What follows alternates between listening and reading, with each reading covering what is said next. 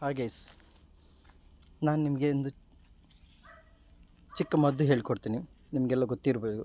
ಮೊದಲಿನ ಕಾಲನವರೆಲ್ಲ ತುಂಬ ಹೊಟ್ಟೆ ನೋವಾದಾಗ ಏನು ಮಾಡ್ತಾರೆ ಅಂತ ಹೇಳಿದರೆ, ಹುಳ ಆಗಿರ್ಬೋದು, ಹಾಗೆ ಆಗಿರ್ಬೋದು ಅಂತ ಹೇಳ್ತಾ ಇರ್ತಾರೆ. ಈಗ ತುಂಬ ಹೊಟ್ಟೆ ನೋವಾದರೆ, ಹೊಟ್ಟೆಯಲ್ಲಿ ಹುಳ ಥರ ಈ ಥರ ಚುಚ್ತಾ ಇದ್ದರೆ, ಅವಾಗ ನಾವು ಪುಟ್ಟಡಿಕೆ ಅಂತ ನೋಡಿದರೆ, ಇದು ಪುಟ್ಟಡಿಕೆ, ಇದು ವೈಟಾಗಿರುತ್ತೆ. ಇದನ್ನು ತಿನ್ನುತ್ತಾರೆ ನೋಡಿ. ಇದು ಪುಟ್ಟಡಿಕೆ ಮರ, ಇದು ಪುಟ್ಟಡಿಕೆ ಗಿಡ. ಓಕೆ, ಇದರಲ್ಲಿ ಇದು ತುಂಬ ಜಾಸ್ತಿ ತಿಂದರೆ ಹೊಟ್ಟೆ ಹುಳ ಎಲ್ಲ ಸಾಯ್ತದೆ ಅಂತ ಹೇಳ್ತಾರೆ.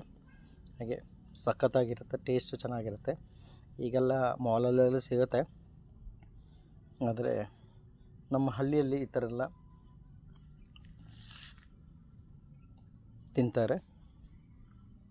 ಮತ್ತು ಏನಂದರೆ ನೋಡಿ, ಸಖತ್ತಾಗಿರುತ್ತೆ ಟೇಸ್ಟು. ಇದಕ್ಕೆ ಪುಟ್ಟಡಿಕೆ ಅಂತ ಹೇಳೋದು. ಓಕೆ, ಈ ಥರ ಗಿಡ ಇರುತ್ತೆ. ಓಕೆ, ನನ್ನ ಚಾನಲಿಗೆ ಲೈಕ್ ಕೊಡಿ, ಹಾಗೆ ಸಪೋರ್ಟ್ ಮಾಡಿ. ಬಾಯ್.